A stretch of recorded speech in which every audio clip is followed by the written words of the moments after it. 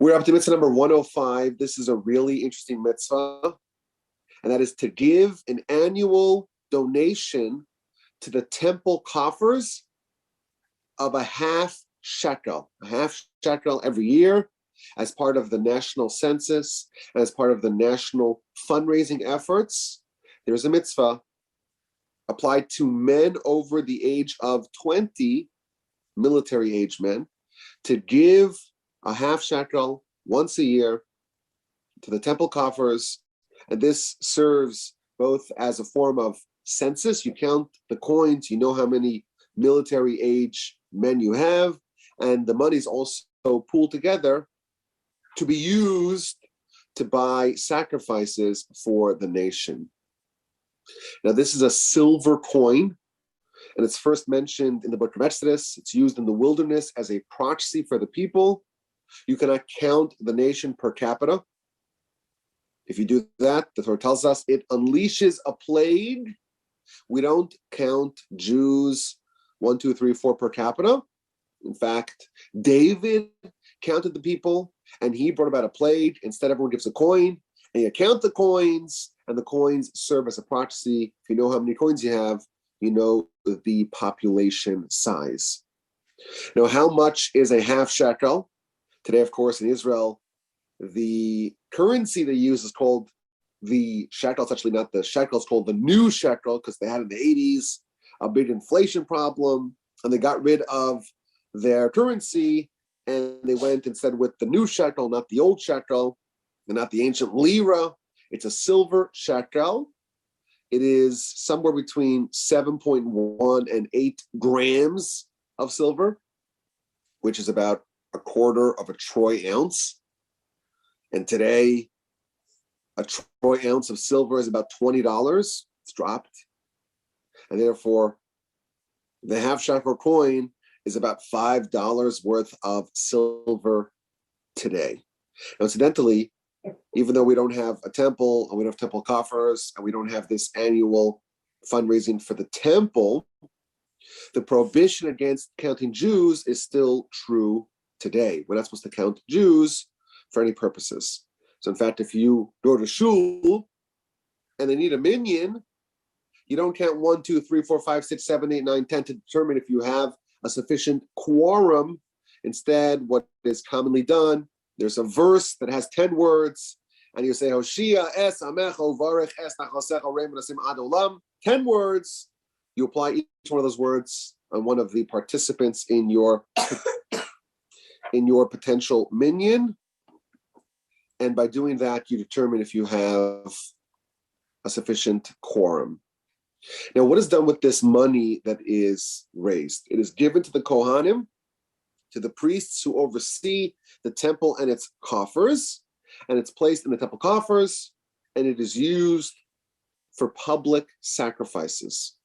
There are, of course, sacrifices done in the temple. Most of them, you would imagine by volume, are brought by individuals. If you're an individual, there's a whole bevy of reasons why you could be required to bring a sacrifice. There are also optional, voluntary sacrifices, but there's also public sacrifices offered by the entire nation. And this annual fundraising that provides the funds to be used for the entire year's worth of sacrifices. Not only sacrifices, but other things needed for the temple and its running and sacrifices. So, for example, salt. All sacrifices are salted. Salt today, of course, is very cheap. In antiquity, it was much more expensive. Where is the money used to buy the salt from? It's from this fund. The wood for the fires atop the altar. The wood for the fires atop the altar are purchased from these funds. The showbreads on top of the table, the barley offering on the second day of Pesach, the chametz offering, the shtei alechem of Shavuos, the red heifer. Of course, the red heifer is something that's needed for the entire nation. That is the primary ingredient used for the potion needed to render people who are ritually impure due to coming into contact with the dead, to render them pure. You need a red heifer. the scapegoat for Yom Kippur. On Yom Kippur, there's two identical goats. One of them is chucked off a cliff. That's the scapegoat. That is purchased with public funds. And then the crimson string. Now, this list is courtesy of the Sefer Chinuch, the book that we are using to navigate through the mitzvos. And he tells us that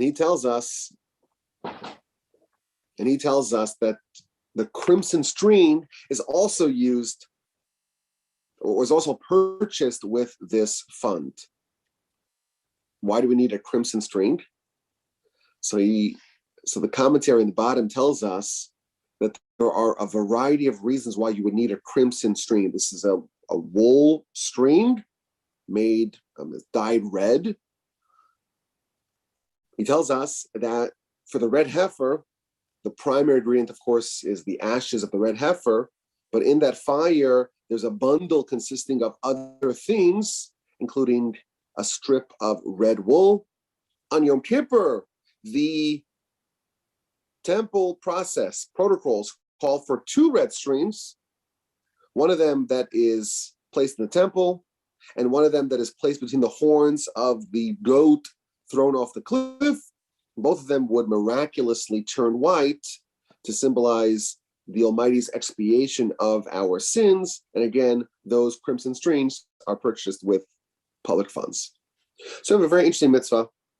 Every year, every adult male gives a coin, and that serves multiple purposes. It serves as a census to determine military age men, and the money is also pulled together to be used for public needs in the temple and sacrifices.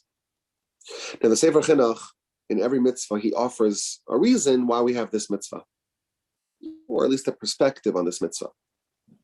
And he points out there's something really unusual about this.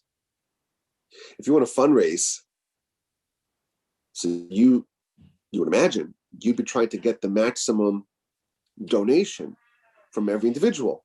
So the rich people, maybe they could give a little bit more. The poor people, they could give a little bit less. But you would imagine you would try to get as much as you can from every individual. In this particular fundraising effort, it was a head tax. Everyone paid the same. This is not a progressive tax. The rich did not give any more. The poor gave no less. It was a head tax. Now, there was a separate fund that was used for the upkeep of the temple. Excuse me. Now, there was a separate fund that was used for the upkeep of the temple, and that was funded by donations of individuals. And everyone had a choice if you want to give and how much you want to give. That's a separate fund. This is a head tax. Everyone gives the same amount. So isn't that unusual?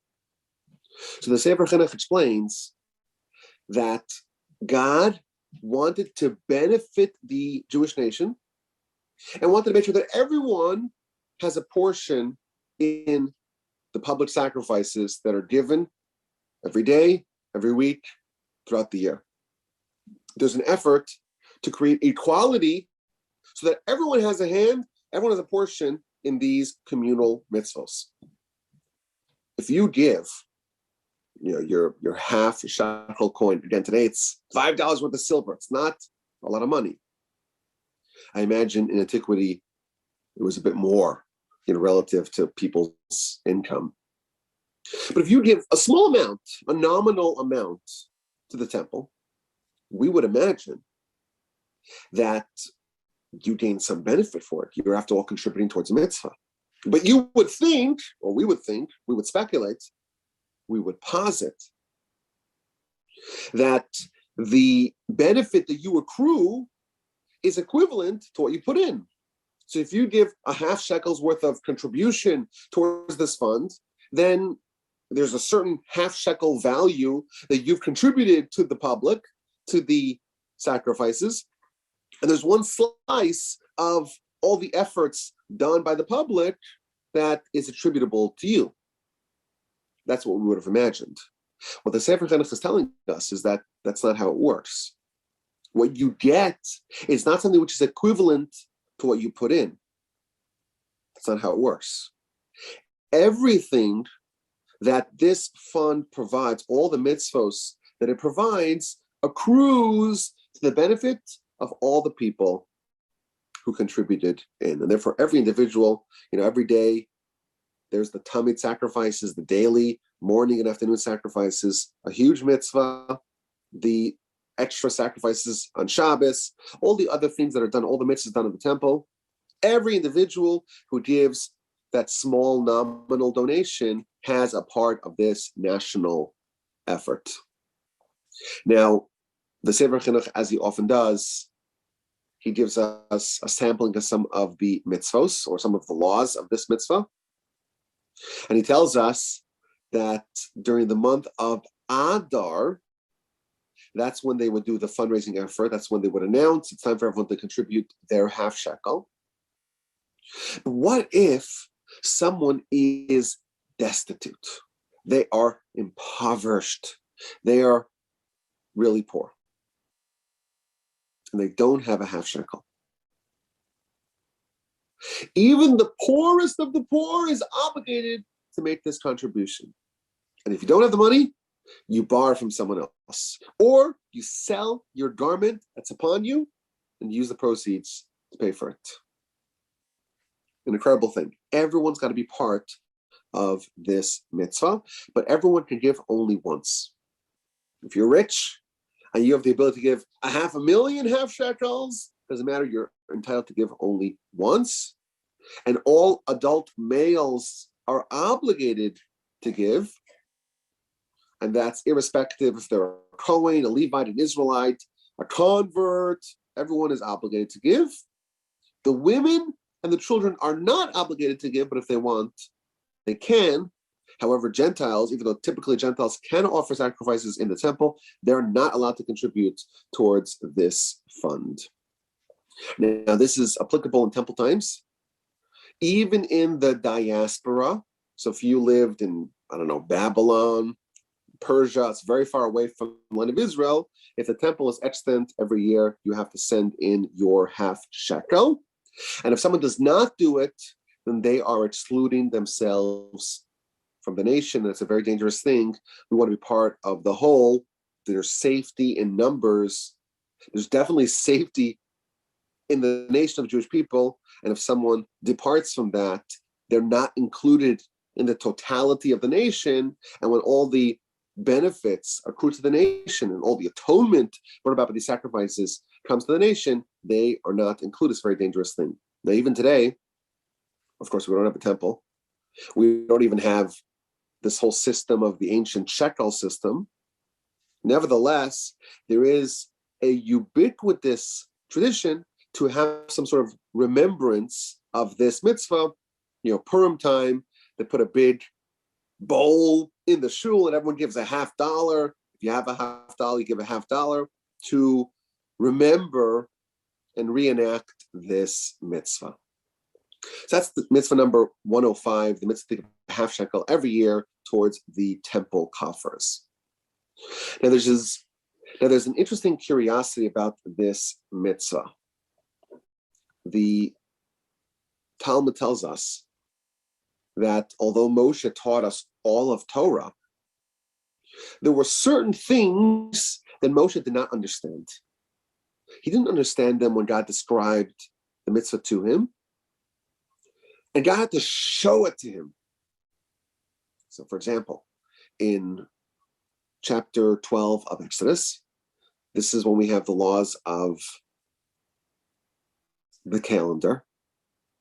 And of course, the Jewish calendar orients around the lunar cycle. So whenever there's a new moon, a new waxing crescent, that's when you have Rosh Chodesh. So God describes it to Moshe. What exactly is the shape of the crescent that symbolizes a new moon? And Moshe doesn't understand it until God takes Moshe outside and points to the moon and says, okay, when you see it like that, that's when you sanctify the new moon. In addition, we're told that when God told Moshe to construct the vessels of the temple, there was one of them he didn't understand, and God had to show him, superimposed upon the mountain, a menorah made out of fire. The ark, no problem. The table, no problem. The inner golden altar, no problem. The menorah, mystifying to Moshe, God had to show him a picture of what that looked like. And finally, when God tells Moshe to do a census via these coins, everyone should give a half shekel silver coin. Moshe didn't know what it looked like. And therefore God had to show him a picture or an image of a fiery coin that weighed a half shekel and says, okay, this is what everyone has to give. Now, this is, of course, a very mystifying idea. If everyone had a half shekel to give, you would imagine it was quite a common coin. And somehow Moshe doesn't know what it is, what it looks like, and got to show him a picture of a fiery coin. So obviously we are trained whenever we see an idea or a statement like this from our sages, we're trained to look at it a little bit more deeply. Now, there's something even more curious about it, and that is that the Zohar says that these three things that were beyond Moshe, he didn't understand it, are actually hinted to in his own name. Because Moshe, the way you spell Moshe in Hebrew is a mem and a shin and a hey, Moshe. And the mem stands for menorah. And the shin stands for a shekel, Moshe. And the hey stands for HaChodesh, the month, the new moon. There's something about Moshe that kind of precludes him from understanding these three things: the menorah, this half shekel tribute, and the system of sanctification of the moon and organizing of the calendar. This is an interesting thing to ponder and an interesting curiosity about this mitzvah. But perhaps the understanding of why Moshe did not understand the half shekel, it's not because he didn't know what the coin looked like. He wasn't able to connect with this mitzvah because of his own greatness. Well, let me explain what I mean. The Talmud points out that the Torah frames the mitzvah of offering or giving, contributing a half shekel to the temple coffers. The Torah frames it as lechaper al nafshosechem, to atone for your soul. So every year, the fundraising call goes out. Everyone has to give a half shekel coin, and that was done first in the temple, and that was done first in the wilderness for the Mishkan. And why was it done? To provide atonement. Why does the nation need atonement? So Talmud offers two different reasons. Either it's atonement for the golden calf, or it's atonement for the sale of Joseph. There were two sins that our nation did. We worshiped the golden calf. And way back when the nation was just a family, it was just a small tribe, a bunch of the brothers sold their other brother, Joseph, as a slave. And these two sins need to be atoned for. And therefore, the Imam gives us this mitzvah of the half shekel. And by doing that, we atone for our soul. Ergo, perhaps we can say that Moshe was the one person that did not need an atonement. Of course, Moshe did not participate in the golden calf. He wasn't having it in the Torah. And therefore, regarding the one argument that this half shekel was to atone for the golden calf, well, Moshe is not part of that. He doesn't need that atonement. And therefore, to a certain degree, that this mitzvah is beyond him. He doesn't resonate with it. And if it is for the sale of Joseph, perhaps we can say that Moshe got his rectification. He personally atoned for his, so to speak, residual blame, if you will, for the sin of the sale of Joseph, when Moshe labored to make sure that the bones of Joseph are being restored and being brought back to the land, and therefore regarding that sin, Moshe also had achieved full atonement, and therefore this half shekel was a bit mystifying to Moshe. But regardless, it's an interesting thing to note that our sages tell us that of all the mitzvos, there are a select few regarding whom Moshe did not understand that this is one of the mitzvah number 105, to offer the half, or to donate the half shekel coin once a year. There's another idea found in this half shekel mitzvah that I think is maybe representative of the essence of this mitzvah. If you have to make a donation to the temple, to the tabernacle, to God, shouldn't it be something substantial? Why is it a half shekel? Couldn't it be a whole shekel?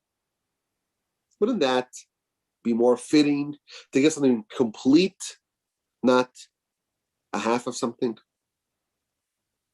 So the commentaries say something fascinating. They say that one of the themes of this mitzvah is to teach us about unity. We're one nation.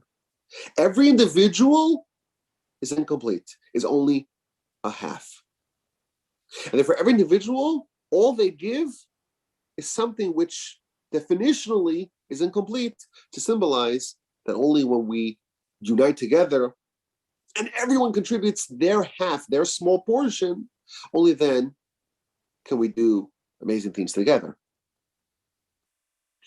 The idea of counting people, it's dangerous. It causes a plague.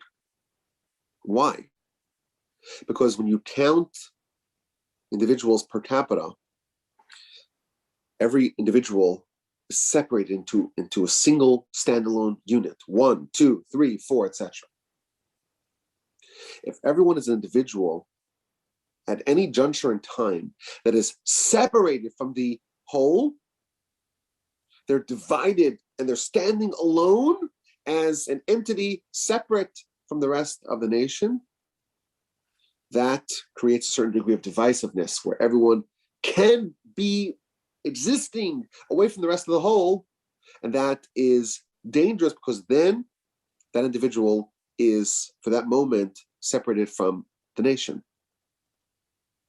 And when we kind of divide ourselves up, and there's factions and factionalism and sectarianism and division, that's when we are vulnerable. So instead, they use fungible coins. Everyone gives the same amount, everyone gives a half. And there's a certain degree of uniformity to symbolize that we're in this nation together. And of course, we're all unique, like organs in a body. Each one has their own independent function, but only collectively can we operate as a single whole. And therefore we have these identical coins, and they're all half coins, to symbolize that we rise and fall together. So that's mitzvah number 105. It's a mitzvah about fundraising. So of course, it makes everyone really excited because we all love fundraising, the whole idea. It's so wonderful. But also about sacrifices and public services, and of course, a proxy for a census. And this is mitzvah number 105, to give a half shekel towards the temple coffers every single year. Let's pause for questions before we get to the next Mishnah in our series.